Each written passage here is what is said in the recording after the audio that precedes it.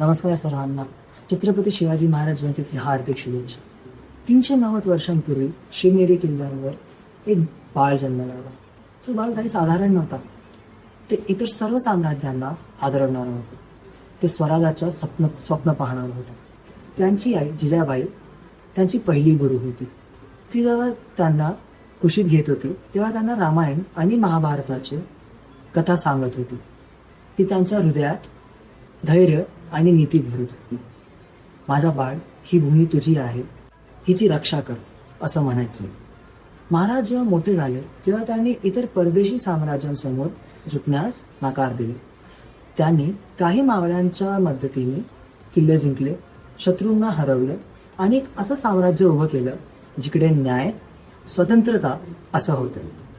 छत्रपती शिवाजी महाराज फक्त एक योद्धा नव्हते, ते एक आदर्श होते, ते एक क्रांती होते, ते एक नेता होते, जे आजही करोडो लोकांच्या हृदयात अजून जिवंत आहे. छत्रपती शिवाजी महाराजांची ह्या जन्मदिवसांवर आपण त्यांची आठवण करू.